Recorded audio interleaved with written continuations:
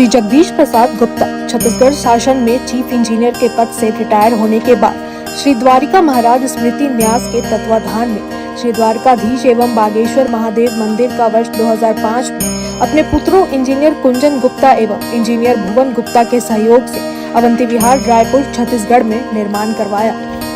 श्रीमद् भागवत कथा, राम कथा, गीता तत्व, वेदांत आदि के तात्पर्य को व्यासपीठ से कहने के कारण संतों द्वारा इन्हें आचार्य श्री जगदीश भी कहा जाता है। अपना संपूर्ण जीवन परमात्मा की सेवा में दिया। उन्होंने परमात्मा भगवान श्री द्वारिकाधीश के दिव्य गुणों और कर्मों को लेकर अभी तक 15 ग्रंथ लिखे हैं, जिन ग्रंथों को भारतवर्ष के जगत गुरु और महापुरुष संतों के द्वारा आशीर्वाद प्राप्त हुआ है।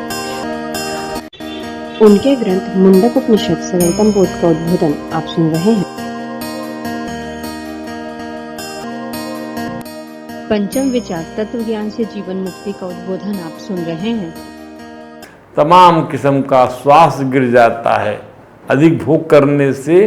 आप ताजुब करेंगे, महाराज विचित्र वीर्य भी अधिक भोग करते थे अपनी रानी के साथ, जो अंबिका अंबालिका। तो अंबिका के साथ में और अंबालिका, तो अंबिका के साथ में चित्रांगद जो थे उनका ब्याह हुआ था, वो भी भोग करते थे। विचित्र भी बहुत भोग करते थे। भोग करने के फलस्वरूप इनका शारीरिक स्वास्थ्य ठीक दे रहता था और असामयिक मृत्यु को प्राप्त हुए ये लोग। तब जाकर जो है इनकी माता सत्यवती ने अपनी विधवा रानियों के लिए अपने पुत्र व्यास, महात्मा व्यास को बुलाया था। सत्यवती जी ने एक अलग प्रक्रिया, नियोग विधि से संतानें हुई हैं। ये विचित्रवीर से धृतराष्ट्र हुए और जो है जो एक रानी और थी उनकी, उस रानी से पांडु हुए। ध्यान दीजिए, अंबिका अंबालिका से पांडु हुए, अंबिका से हुई और अंबिका की दासी से विदुर हुए। इन तीनों के क्षेत्र में बीज किसका है? महात्मा व्यास का। इसी ये महात्मा व्यास ही जो है इनकी, लेकिन जिसका क्षेत्र होता है, क्षेत्र जिसके अधीन होता है, पुत्र उसके कहलाते हैं। ध्यान दीजिए, ये रूलिंग है। तो महात्मा उद्धव के इस प्रश्न में वही बातें कही गई हैं जो ब्रह्मर्षि अंगिरा ने महात्मा सोनों को कहा कि पुरुषा निमग्ना अनिशया मुह्यमाना सोचती। जीवात्मा पुरुषों विषय भोगों में डूबा हुआ है, निमग्न है, मस्त है, अपने स्वरूप ज्ञान की सामर्थ्य को भुला बैठा है। अनिशया माने अपने आत्मा को नहीं जानना चाह रहा है, आत्मबोध की दिशा में बढ़ रहा नहीं है। आत्मा उसका सामर्थ्य, अपने सामर्थ्य को पहचान नहीं पा रहा है। मोहित जो है, ध्यान दीजिए, जो मोहित हो जाता है, जो भ्रांत हो जाता है, वह अपनी सामर्थ्य को पहचान नहीं पाता। इसलिए कोई अपनी सामर्थ्य को नहीं पहचान पा रहा है, अपने पौरुष को, अपने परिश्रम को, अपनी बुद्धि को, अपने विवेक को, अपनी ताकत को, तो निश्चित रूप से जानिए कि वो भ्रांत है, अर्थात परमात्मा से जुड़ा हुआ नहीं है। भगवान श्री कृष्ण के उत्तर में जो बात आती है उसी से मंत्र की विवेचना हो जाती है। हम तो बताएंगे जो परमात्मा ने समय के फेर से लुप्त हुई वेदवाणी को सृष्टि के आदि में ब्रह्मा को उपदेश देकर इसे पुनः जागृत किया था। क्या था? वेदवाणी लुप्त हो गई थी सृष्टि के आदि में, तो भगवान ने ब्रह्मा को फिर से उपदेश दिया। ये वेदवाणी भी लुप्त हो जाती है, गीता का ज्ञान भी लुप्त प्राय हो गया था।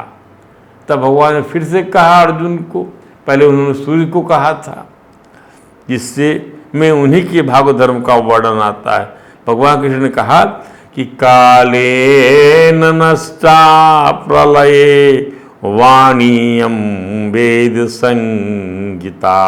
ये वेद संगीत जो वाणी है वह जो है प्रलय काल पे, प्रलय के अवसर पर प्रलय नष्ट हो गई थी, लुप्त हो गई थी।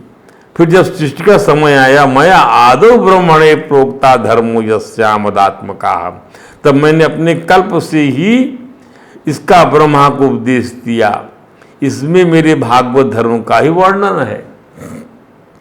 ब्रह्मा जी अपने ज्येष्ठ पुत्र स्वयंभू मनु को वेदों का ज्ञान करा रहे हैं, और स्वयंभू मनु और स्वयंभू मनु से भृगु, अंगिरा, मरीचि, पुलह, अत्रि, पुलस्त्य, क्रतु, इन 7 प्रजापति महर्षियों ने इसको ग्रहण किया।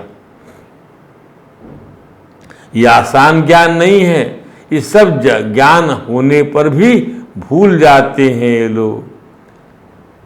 इस स्वीकारोक्ति है नारद जी की स्वयं कि कौन, ये ब्रह्मा जी, शंकर जी, मनु जी, सनकादि ऋषि, मरीचि, पुलह, पुलस्त्य, क्रतु, भृगु, वशिष्ठ, स्वयं वे, ये सब विधव वाचस्पति लोग तब और समाधि के द्वारा भी उस परमात्मा को जानकर भी नहीं जान पाते। कृपा की वजह से जब जान, यम एवेश विनीते तेन लभ्य, यम एव एष वृणीते तेन लभ्य, तस्य आत्मा विवृणते तनुम श्याम। उसी को भगवान अपना स्वरूप देते हैं, जिस पर वो कृपा करते हैं, जिसको चयन करते हैं। जैसे स्त्री जिसको मानती है उसी को समर्पण करती है, उसी प्रकार से। तो फिर ब्रह्मर्षि प्रजापतियों से इनकी संतानों ने इसे ग्रहण किया। वर्तमान में इन्हीं ब्रह्मर्षि अंगिराजी द्वारा ग्रहण किए गए वेदवाणी के रूप में वर्णन भागवत धर्म की विवेचना की जा रही है। वेदवाणी के रूप में है भागवत धर्म, उसकी हम विवेचना कर रहे हैं। भगवान श्री कृष्ण के उत्तर से स्पष्ट होगा कि जीव क्यों स्वरूप ज्ञान के अभाव में असमर्थ बना रहता है। ध्यान दीजिए, why the man feels unable in absence of the आत्मज्ञान, असमर्थ बना रहता है। क्यों? उससे उसकी वासना जन वृत्ति विषय भोगों में डुबो देती है, और फलस्वरूप वह मोहित होकर अनर्थकारी प्रिय वस्तुओं को ही श्रेयस्कर समझकर शोक के गहरे सागर में योनि दर योनि डूबा रहता है। यही समस्या है, जिसके बारे में इतना उपदेश करने की जरूरत पड़ती है। यही समझता है, सबसे बड़ी समस्या है। क्योंकि भगवान से प्यार नहीं है, नैष्ठिक रति नहीं है ठाकुर जी से।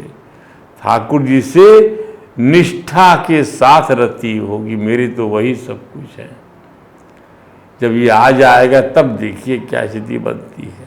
तो धंसता चला जाता है जीव, योनि दर योनि भटकता रहता है, उबर नहीं पाता, क्योंकि प्रिय वस्तुओं को ही श्रेयस्कर समझता है कि इसके बिना वो चल नहीं पाएगा, उसका काम नहीं हो पाएगा। भगवान श्री कृष्ण के उत्तर में डूबने के कारण और उससे उबरने का ज्ञान, दोनों का ही दर्शन हमारे सामने आता है। भगवान ने कहा उद्धव को, देखो उद्धव, अहम इत्यन्यथा बुद्धि प्रमतस्य था हृदय।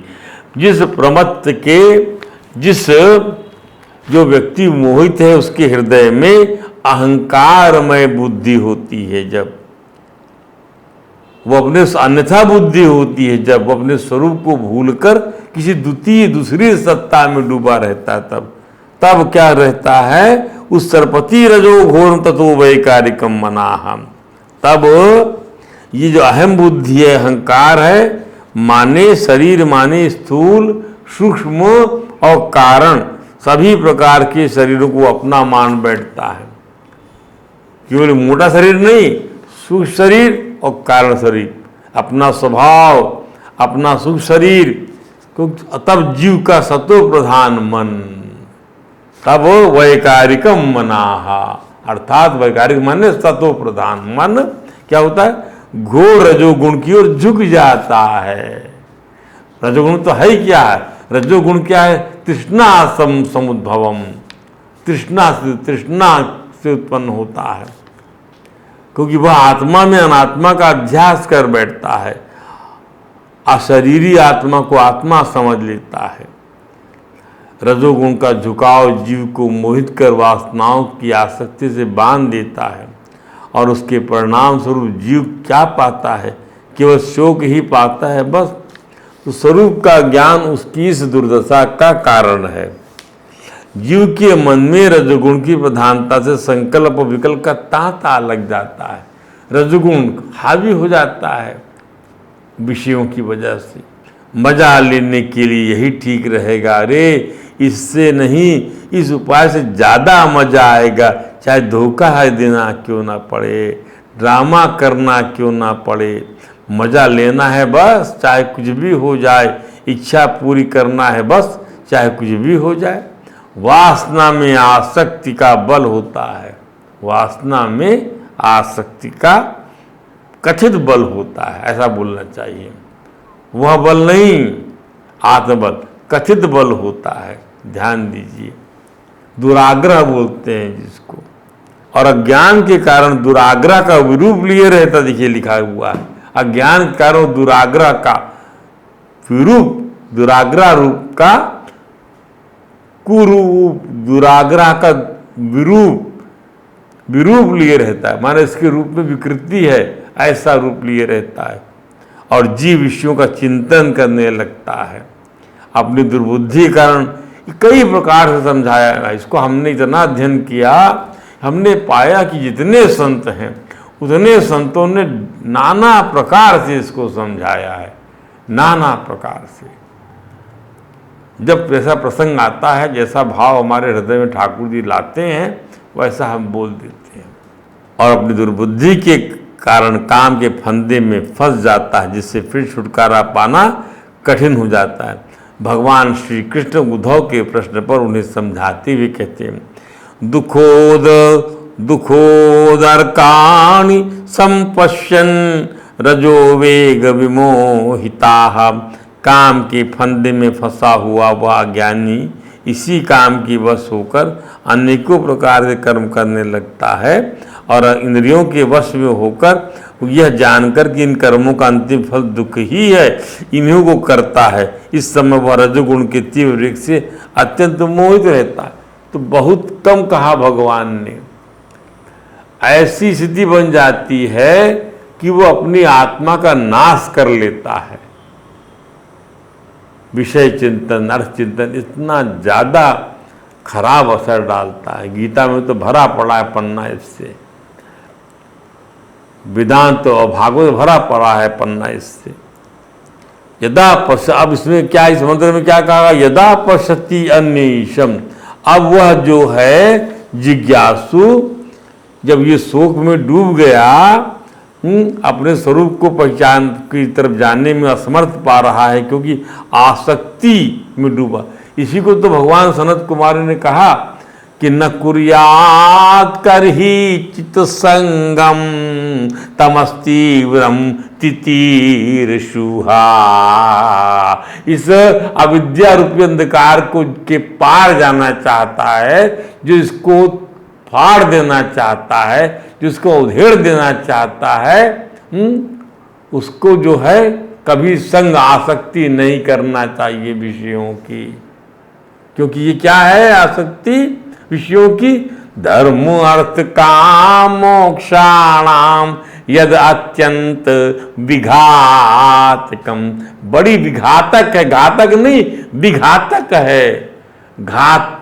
घाव तो छोटा सा दूर हो जाता है, ऐसा घाव गहरा होता है कि कई योनियों के लिए हो जाता है। ध्यान दीजिए, काश कि आप समझ पाते इस चीज को, आनंद आ जाता। अब फिर कहा यदा पश्यति जुष्टम यदा पश्यति अन्यमीशम। तो यदा माने वह विषयासक्त इंद्रिय लोलु शरीर में अहम बुद्धि रखने वाला मनुष्य जब कभी परमात्मा की अहेतु की कृपा का अनुभव कर पाता है, अहेतु की कृपा का, तभी वह शोक के सागर से बाहर आ जाता। परमात्मा की कृपा तो अरे ऐसी चारों तरफ वर्षा होती है, उसका अनुभव, उसकी आवश्यकता, उससे पूछिए जो प्यासे हों, जिनके खेत सूखे पड़े हों, उनसे पूछिए क्या महत्व, ये कृपा भगवान की है।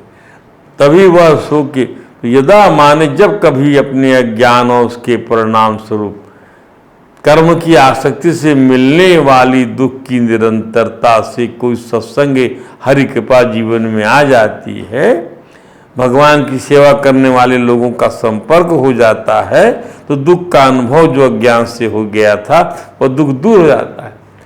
इसलिए कहा गया महसेवा ही द्वारम आहो विमुक्ते। मुक्ति का द्वार क्या है? महापुरुषों की सेवा, कोई मिल जाए महापुरुष। कौन महापुरुष होता है? महांता ते समुचिता प्रशांता विमन्यवाहा सुहृदो साधवो या ये वामयी से कृत सौहृदार्था। या जो मुझसे प्रेम करने वाले हैं, जो सांसारिक बातों से परहेज करते हैं, वे महान हैं। उनका संग मिल जाए तो अचानक जो है दुख का जो अनुभव अज्ञान से हो गया था वो दूर हो जाएगा। ये महासेवा द्वारा माहू विमुक्ति, आपको द्वार है विमुक्ति का। अर्थात काहे का मुक्ति माने क्या? ऋते ज्ञानात्मा मुक्ति, ज्ञान के बिना मुक्ति कहाँ होगी? ध्यान दीजिए, क्योंकि दुख का कारण शरीर के प्रति अहम बुद्धि का भाव था। दुख का कारण शरीर के प्रति अहम भाव, अहम बुद्धि का भाव था। शरीर के प्रति अहम बुद्धि, मैं और मेरे पने का भाव था। वह सत्संग और साधना से प्रभु के हेतुकी की भक्ति से दूर हो जाता है। सत्संग से और साधना से प्रभु की हेतु की भक्ति से दूर हो जाता है। अर्थात भगवान की कथा, नित्य भगवान के ग्रंथों का स्वाध्याय, उसको सुनते रहिए, बहुत जल्दी वो चीज आपके हृदय में बैठ जाएगी और तभी आत्मबोध हो पाता है। आत्मबोध साधक को विवेक संपन्न बना देता है। वो समझ जाता है साधक कि अब मेरे को ये सब विविधता से, कि अब माया जो है वही विविधता है और उसमें एक भगवान जो है वो है, वही जो है मेरे लिए लक्ष्य है। ऐसा विवेक हो जाता है। व्यवसात्मिका बुद्धि एक बुद्धि बन जाती है, उसको विवेक बोलते हैं। विविध में एक का चयन। आत्मबोध के पहले जीव मोहग्रस्त होकर स्वयं को दीन समझता है। परा आत्मनो यद, वो अपने आप को दीन समझता है। परो आत्मनो यद, ध्यान दीजिए। अविवेक के कारण अनर्थ की नाना अनुभूतियां उसको होती हैं। अविवेक के कारण ये तो अनर्थ परंपरा, संस्कृति, उसका संस्कार जा नहीं पाता है। संस्कार जो है जुड़ता चला जाता है, जन्म दर जन्म, योनि दर योनि। पशु पक्षी तथा निंदनीय योनियों के संस्कार से जीव की बुद्धि तत्व को ग्रहण करने योग्य नहीं रहती, जड़ योनि प्राप्त कर लेता है। ध्यान दीजिए, अनेक जन्म में जब शुद्ध धर्म के संचय से मनुष्य योनि प्राप्त होती है, इसमें योग मार्ग मिलता है, तब मनुष्य अहिंसा, सत्य, ब्रह्मचर्य, सर्व त्याग, शम, दमादि साधन संपन्न समाहित आत्मा होता है। ऐसे आत्मा से युक्त होकर जब वह परमेश्वर का ध्यान करता है, चिंतन करने लग जाता है, तब दिखता है यह तो वृक्ष तो उपाधि है, मैं तो वृक्ष से अलग चिड़िया हूँ। दूसरे शब्दों में अर्थात ये शरीर नहीं है, देह भाव खत्म हो जाता है, देह भाव उसका। वह परमेश्वर का ध्यान करता है आत्मा से युक्त होकर कि ये वृक्ष तो उपाधि है, मैं तो वृक्ष से अलग चिड़िया हूँ। दूसरे शब्दों को समझ जाता है और अनुभव करता है कि मैं हृदय रूपी गुहा में परमात्मा के साधर्म को प्राप्त कर वैसा ही असंसारी बन गया हूँ, जिसमें ना असनाया है। असमर्थता नहीं है, न पिपासा है, न शोक है, न मोह है, न जरा है, न मृत्यु है। स्वामी अखंडानंद जी बताते हैं कि समस्त जगत का जो स्वामी है, आत्मा सर्वस्य समः सर्वभूतस्थः अयम अहम अस्मि, ये रहा मैं, परमात्मा रूप से शुद्ध, सबकी आत्मा, सब में सम, सब में एक। ध्यान दीजिए, ईसा वास्तु प्रभु ये बात कहा है, यस्मिन और इस यस्मिन यस्मिन इदम यस्मिन सर्वाणि भूतानि आत्मा एवा भूत विजानताः तत्र को शोका को मोहा एकत्वम अनुपश्यताः। यह संसार में सब आत्मा रूप है, ऐसा समझने लग जाता है जब साधक। एकत्वम अनुपश्यताः, एकत्वम अनुपश्यता, सब में एक ब्रह्म को देखता हुआ व्यवहार करने लग जाता है।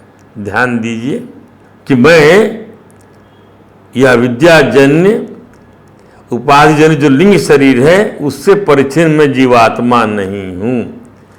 जो लिंग यानी जो लिंग शरीर है उससे परिच्छिन्न, मैं उससे परिच्छिन्न, मैं जीवात्मा नहीं हूँ। उपाधिजन्य जो लिंग शरीर है तो मैं अपरिच्छिन्न हूँ, मैं अपरिच्छिन्न आत्मा हूँ। मैं परिच्छिन्न जन्य जीवात्मा नहीं हूँ, मैं अपरिच्छिन्न हूँ। ये संपूर्ण जगत हमारी विभूति है, परमात्मा की विभूति है। साधक जब इस प्रकार देखता है तब वह बीत शोक हो जाता है। यही ना मंत्र कह रहा है क्या कि जुष्टम यदा पश्यते अन्यमीशम अस्य महिमानमिति बीत शोकः। समझ जाता है कि मेरे प्रभु की माया है, सब कुछ मेरे प्रभु हैं यहाँ पर। और इसलिए दूसरे शब्दों में भगवान की निर्हैतुकी की दया से अपने से भिन्न, नित्य अपने ही समीप रहने वाले, परम सुहृद, परम प्रिय और भक्तों द्वारा सेवित ईश्वर को और उनकी आश्चर्यमयी महिमा को तो जो जगत में सर्वत्र भिन्न भिन्न प्रकार से प्रकट हो रही है प्रत्यक्ष कर लेता है, तब जीवात्मा के सारे शोक दूर हो जाते हैं। ध्यान दीजिए। अब इस मंत्र में आया है अगला मंत्र, यदा पश्यः पश्यति रूपं वर्णम। यदा पश्य माने क्या? पश्य माने जीवात्मा, दृष्टा। जीवात्मा से पश्यते का अर्थ देखना नहीं, प्रत्यक्ष करना। यदा पश्यते रूपं वर्णम, जब जीवात्मा परमात्मा को प्रत्यक्ष कर लेता है, माने जब जीवात्मा परम पुरुष परमेश्वर का साक्षात्कार कर लेता है, अर्थात उससे प्रभु से अपनी अभिन्नता का अनुभव हो जाता है, तब वह अपने समस्त पुण्य पाप रूप कर्मों का समूल नाश करके उनसे सर्वथा संबंध रहित होकर परम निर्मल हुआ ज्ञानी भक्त सर्वोत्तम समता को प्राप्त कर हो जाता है।